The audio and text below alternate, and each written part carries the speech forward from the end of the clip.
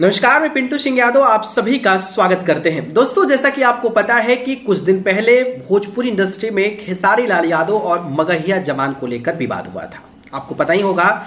और उस विवाद के बाद किस तरीके से पूरा भोजपुरी इंडस्ट्री में चर्चा हुआ, राजनीतिक लोग भी इस पर अपना स्टेटमेंट देने लगे।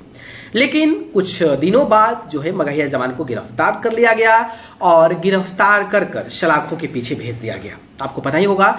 और सलाखों के पीछे भेजे जाने के बाद कुछ महीने के बाद जो है मगहिया जमान दोनों जेल से बाहर आ गए। बाहर आने के बाद क्या कह रहा था कि मसूरिया ने हमें नहीं भेजवाया, बल्कि हम दूसरे मामले में जेल गए थे। सोचिए, अब वो जीताराम मांझी के मामले में गए थे और इस मामले में भी गए थे। हालांकि अब अपने आप को एक बहुत बड़ा दिखाना है तो भाई ऑब्वियसली कहना ही पड़ेगा लोगों के सामने।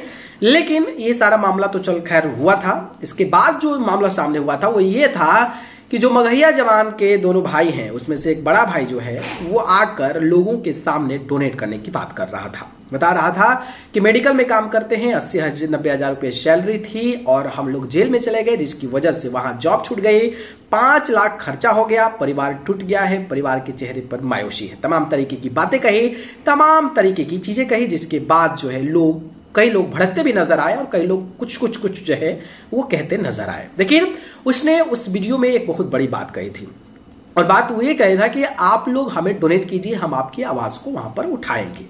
अगर हमें पैसा कमाना होता तो हम किसी की चाटुकारिता कर देते, किसी का चाटुकारिता करके हम पैसा कमा लेते।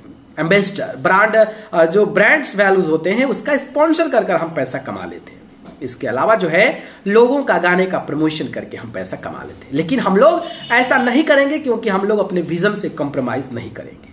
लेकिन वही आदमी का छोटा भाई जो है वो पलट गया है। छोटा भाई कल जो एक वीडियो डाला है कि कोई कभी मेरे वीडियो से खुश होते हैं तो कभी नाराज, वाह रे भाई। और इसके थंबनेल में जाकर आप देखेंगे कंप्यूटर स्क्रीन पर लिखा है कि किसी भी तरह का प्रचार हेतु मेल करें और मेल आईडी भी दिया हुआ है। सोचिए, ऐसी नीच हरकत कौन कर सकता है? जो आदमी खुलेआम अगर कह रहा है कि हम किसी का प्रचार, किसी के चाटुकारिता और किसी का स्पॉन्सर नहीं करेंगे, वो आदमी किसी भी तरह का प्रचार हेतु मेल करने के लिए बता रहा है। इसका मतलब आप समझ रहे हैं क्या होता है? इसका मतलब यही होता है कि आप जो है अपने आप से कॉम्प्रोमाइज करने लगे और आप जो बोल रहे हो ना उस पर एकदम आप स्टैंड नहीं ले रहे हो। तो ये एक दिखाता है, एक व्यक्ति की परिपक्वता दिखाता है कि आप जो बोल रहे हो क्या वो उसको कायम कर पा रहे हो या फिर लोगों को बेवकूफ और लोगों को रास्कल्स बना रहे हो।